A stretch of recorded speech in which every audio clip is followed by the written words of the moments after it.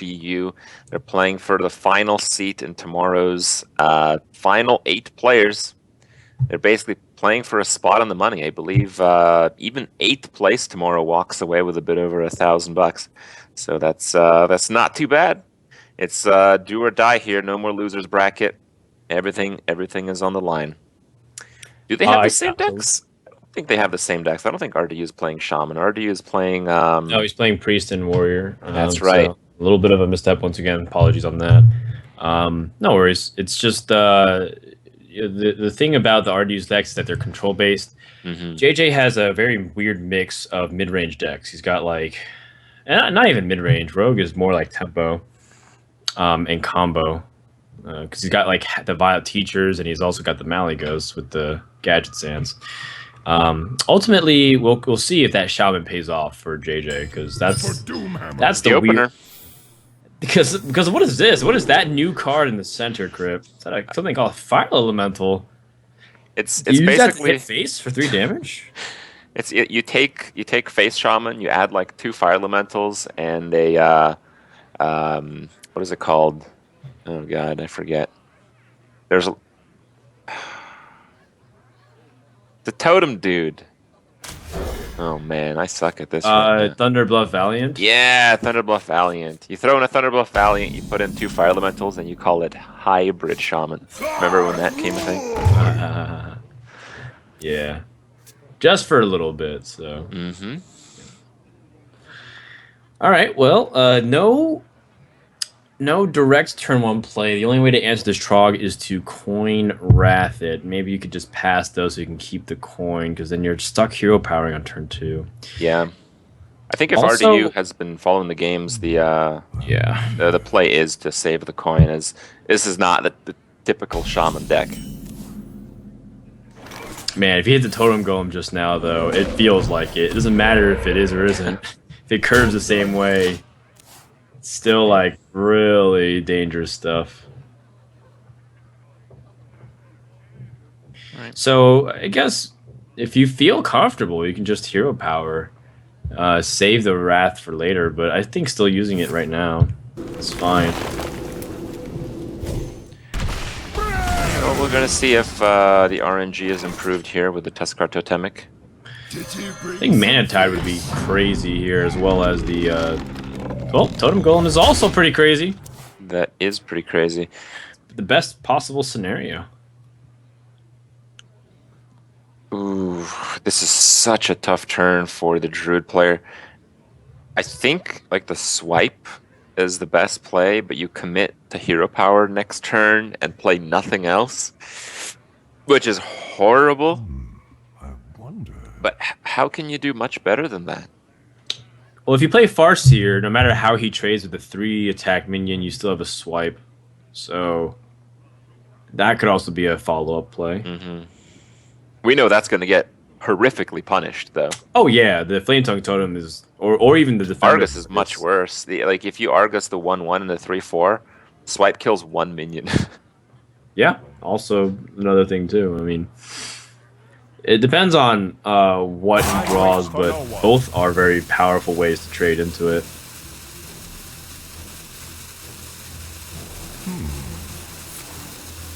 Coin Teacher. Pay attention, class. Okay.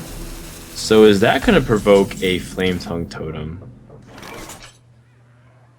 I think Argus is still better. If you Argus the 3/2 and the 3/4 and just lose the 1/1, I think that's the best. Here's a really interesting thing. The positioning kind of makes it very awkward because the Totem Golem should be on the far left, but the only way to avoid that was to play Tuskar Totemic to the right of the totem, which isn't exactly the greatest thing. My shield for Argus. Just kill it off, use a totem. Completely agree. This is just the best play against swipe. It's you could end the turn with more stuff on the board, but if this stuff doesn't die, you're going to be winning by enough. Yeah, makes a lot of sense. Farseer to heal yourself is your only play, but now you can trade, get a pretty big board advantage, and all of a sudden, mid-range Shaman is in a very good position against the Druid. This is what you normally are accustomed to back in the olden days, because Shaman was able to grab some really powerful tempo, and no matter what minion you play, like Ancient of Warrior, if it got hexed, that almost was like the equivalent of Big Game Hunter or Black Knight status. Just, you're so far behind on the swing. Druid of the Claw is a pretty good card as far as the Druid is concerned, but the SuperJJ and his Shaman have great answers here. Yeah, you don't even hex that. I think you just Flame Tongue and Fireguard Destroyer. Yeah.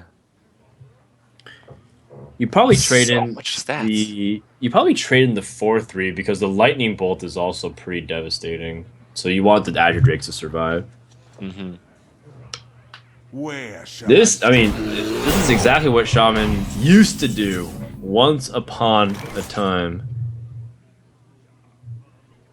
I mean, you don't even have to use Flame Tongue. You can just play Fireguard Destroyer, Lightning Bolt, trade the Argus in, and then just keep a reasonable sized board. Mm-hmm. And then next turn you still have like lethal, I think. Maybe I think I might have to recount, but I think that's lethal because you have Flame Tongue totems, and that'll be at least 14 damage. So looks like he wants to go with an Azure Drake over the Fireguard. it's a little bit more mana efficient. It's more mana efficient, yeah. A little bit less damage potentially, though. Let's just assume that Fireguard Destroyer will roll the 1. And I guess in JJ's book, he can play Fireguard Destroyer and Flame Tongue next turn anyways. So, but this is a pretty bad spot, and I think that might be it for RDU's game here. Plays the Azure Drake, picks up the Living Roots, which means he's a lot. Yeah, he does seem barely alive. You can get him to 1. Yeah, but you know, it's not even really the fact that he's at 1. It's just he can't even fight back onto the board. Mm-hmm. Dude, mid-range Shaman, Easy bring it game. back. I thought Justin Timberlake was more likely to bring mid-range Shaman back before we see it in a competitive tournament in Hearthstone. All right. Well, he loses to the board, so this is just RDU's version of conceding. Yeah. Fire Elemental as the victory cigar. That's going to wrap up the game. So, you know, starting it off, I think that went exactly the way he wanted to. He tried to catch the Druid, and he was trying to make sure that as the Druids start off, it's a very clean way to begin the series. And so if you're able to use that and catch it with a quick win, it works perfectly. I think it actually catch the other decks very well as well.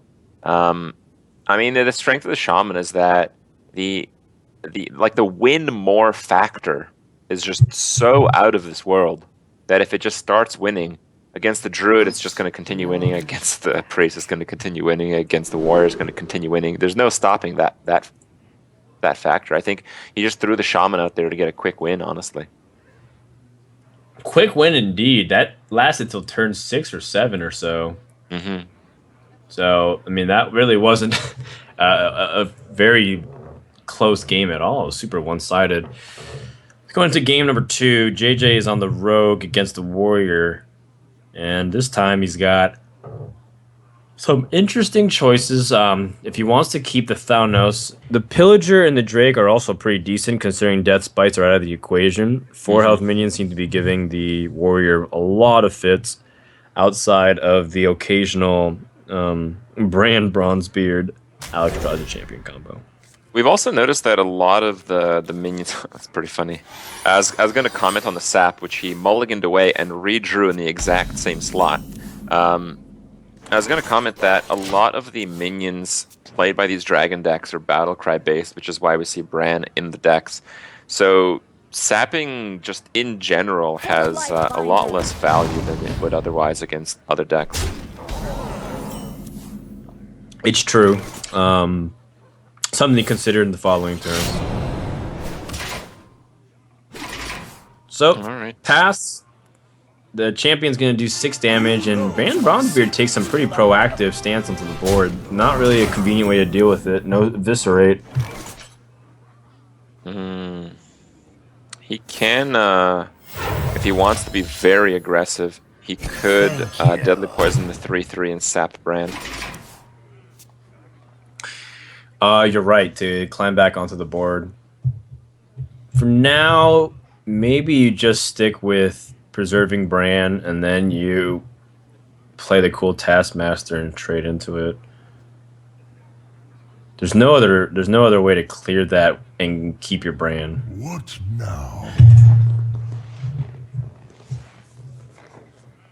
So, Well, if something goes bad, you can always use your Blackwing Corruptor next turn. You could just face here.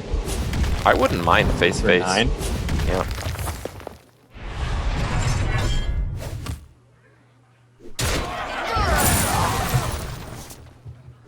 It does feel like giving the coin to the rogue on their turn is a little bit dangerous, but seems to be what he chooses. Violet Teacher, coin, Deadly Poison is a play that sticks out to me. There's no weapon for Harrison, nor is there any prep for Azure Drake if you were to coin it out. So, still can't kill the Brand Bronzebeard. The 4 health.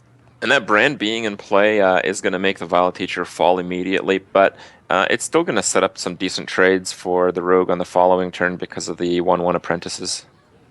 Yes. And you'll have Deadly Poison up. It gives you the opportunity to kill the Brand the following turn.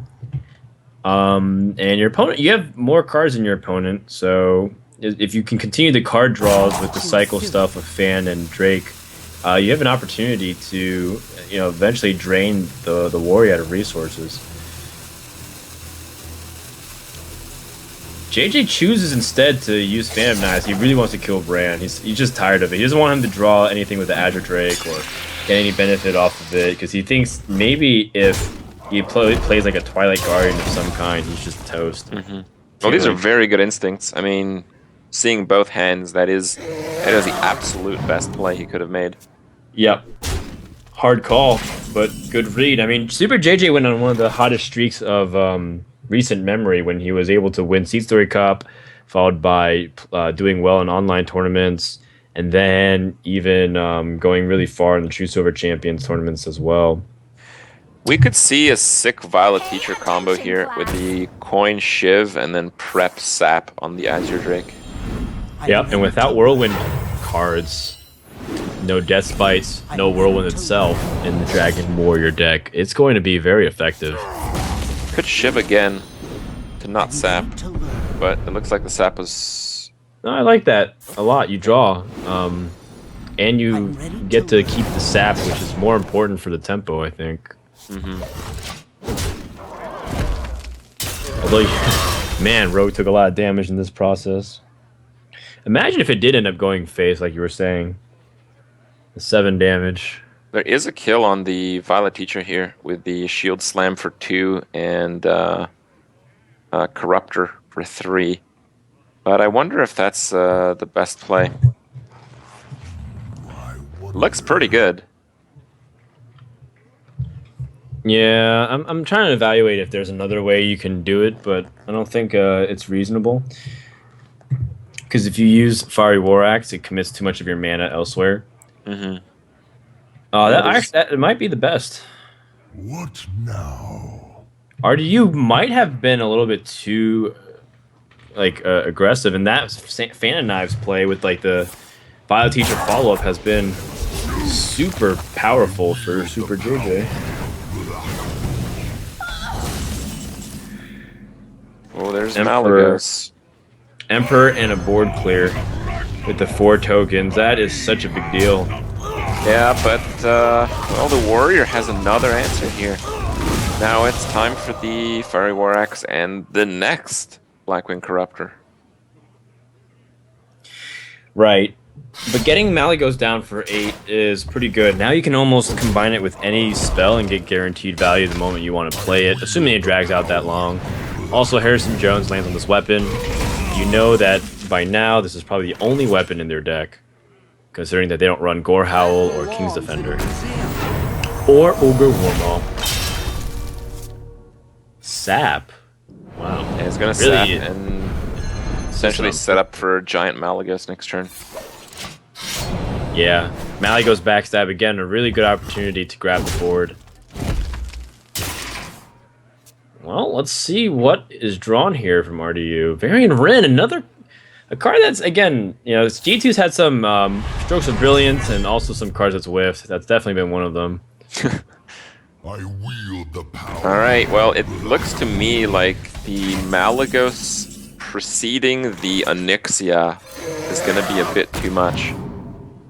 Well, he's going to play he doesn't go for the 2 Drakes with the 4 backstab. but the that's also prep, very- that is perfect. Yeah, oh my goodness. Super so he's got important not plus to attack 7? So the Blade Flare will do 8 damage? It actually kills Onyxia with all the whelps. Oh, this is going to be awesome. Oh man, it's going to be so fun. Because RDU and JJ are also good friends. They practice each other a lot. They both belong to a group of players who like to train together called the Salt Boys. And it's great because they're very competitive amongst each other. So it'd be really funny if you choose to go for a Onyxia play, only to get it Malygos Blade Flurried. Oh man. That's 8 damage plus the 13 on board. It's 21. It's a lot. What now? Fire Wax doesn't do anything. Emperor doesn't do anything. I mean, I think you're almost forced to go into the Onyxia to try to fight back on board, right? You already used 1 fan. Yeah, there's no question about it. I have no reservations ready. against this play at My all. body is ready, Krip. Oh man, turbo wrecked. That's what it looks like, guys. Whenever someone says Tyrannosaurus Rex, this is what they're referring to. Yeah, that check mark was because of this play. They saw it in the future. Oh man. Oh Yeesh. my, this is completely over. Yeah, not even Varian Wrenn can save you now. No. Oh, you mean he doesn't have Grommash and 2 Kurkron Elites to get lethal off of Varian Wrenn, like 0.03% chance? That'd be pretty surprising. I'm surprised he didn't go for that. Oh, well. 2-0. right. SuperJJ with a mid-range Shaman win, followed by a Rogue. Yeah, he's got the Druid left. I think his Druid was, again, standard. I think we've seen very little innovation on Druid. I think the only Druid deck that sticks out in my mind is actually Strife Crows, who had the Violet Teacher inclusions. No, I've seen that in a few decks. Yeah, the G2 guys have that as well, I believe. G2 guys? Okay. Yep. Which is a cool variation of it. It is a cool variation. But the only time we've seen this, I believe, when Druid was held for last, I think was in Zele's situation when he was up 2-0 with Druid behind and he actually ended up getting reverse swept. Yeah, the reverse sweep was pretty brutal, especially when it's against Life Coach, because it's grueling. It's like you slowly descend into the abyss. You're floating on cloud 9, and then Yeah. you're just like, oh god, oh no, I'm losing, oh no, it's happening, oh I'm dead. Yeah. Okay, well, it is going to be a Druid mirror here. I believe that BGH is on SuperJJ's side, and I believe there is no minion in the entire deck of RDU that can actually work off of that. I think that is strictly an unstealth jungle panther, as you put it. Yeah, I guess so. I'm trying to think if there's any possibility of some weird thing, but you're pretty much right. There's no way you can buff this attack, and there's no way you can pull a minion that's not from the deck or the game here. So, yeah, JJ is going to start a little bit slow. RDU has the coin and the innervate, but no minions to play. He's stuck hero powering as well. I have seen players on in some arena games innervate swipe face. I think that's a play to consider here. Do they work out well for them? No, it does not. What's their score usually by the end of that run? It usually doesn't hit up the integers. Just stops wherever they started. Yeah. Yeah. The wild growth's very pretty nice. good. Yeah, it starts off the curve. I mean, you see the 5, 6, and 7, and a few utility cards in between. He won't have to rely on one of the utility cards working. Now that you know your opponent wild growth, does that incentivize you to play Azure Drake with an Innervate, so that way you can answer whatever comes out? What? I like that a lot. You have the swipe with spell damage. You have the wrath with spell damage, and if you do get swiped yourself, which is certainly a possibility, it's being done on 5 mana, so it's an inefficient swipe. Makes a lot of sense here. Well, that's just going to provoke JJ to swipe right back and say, I'm not going to develop a minion. You know, you're just going to have to deal with... Prove to me that you can play another 5 mana minion, which... Well, he can. Be the case. It's a good draw. And I don't believe we're going to see much in terms of... I mean, I think we're going to see SuperJJ make another, like, 3-second turn with Emperor. Yeah, and then that gives him a lot of firepower if he can continue to get another good series of draws. The cards that he reduces in cost is not the biggest deal, though. It's not like he's reducing a lot of spells to give him some good board tempo. I'm curious why the game is letting him end the turn without the rope flashing across the screen. Yeah, it's kind of a new feature. You are allowed to end the turn before the rope starts to burn. It's a recent patch, though. Alright, well, Wrath is required there, but it basically forces RDU to skip his 5th turn. Very, very sad, really. You can't do much. Yeah, certainly. And, you know, the fact that you can commandly seize the board like this without a Black Knight in response, pretty tough. 2 Force of Natures and a Savage Roar. Not very pretty, and you just have to do whatever you can to start staying alive. And here we're going to see the Ancient Allure pull a few more cards out of the deck with the Raptor. One of those cards is Force of Nature. We're going to see a pretty devastating combo next turn. Didn't get it, but he still has one more opportunity next turn. Would that be lethal? That would be 14, 20... That'd be 29. He has 29 damage with a Force of Nature top deck. Jeez. It's a lot. Now, RD has 39 health, but... Yeah. I mean, that won't stop him from just playing another Ancient of Lore. Just really start stacking it on. At least I don't think it will stop him. Maybe he feels like he'd rather spend his turn Savage Roaring anyways.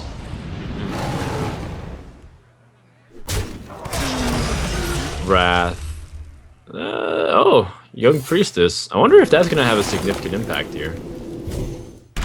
I wonder what significant impact the chat was under by drawing 2nd. I have seen that viewers are often triggered by this. In some cases, it's just for them a sign of technical play or not. Mm-hmm. All good in the hood. Well, RDU keeps getting taunts and stuff, but...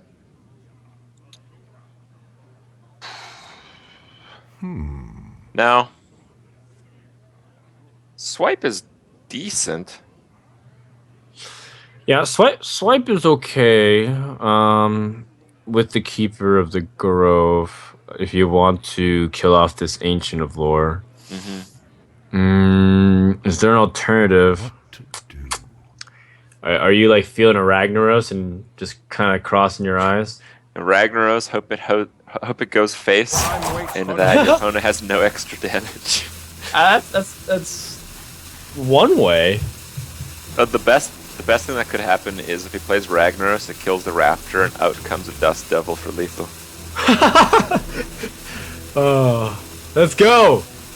Yep, Ragnaros hitting the board. Ragnaros has to hit either 5/5 for the face. Well, No, there's no I guess lethal that draws combination some here. firepower away. 5, 10, 13. Yeah, it's not quite there. A Savage Roar would do it, and 2 chances to draw one. If he gets an Innervate, he can try again with a Wild Growth redraw. So there's some chances here. Oh my. Ooh, He's a very avoiding safe play. possibility of Force of Nature Savage Roar killing him. And now... Oh, very good play. I didn't even consider that. Very Yeah. good stuff from SuperJJ. That was really good.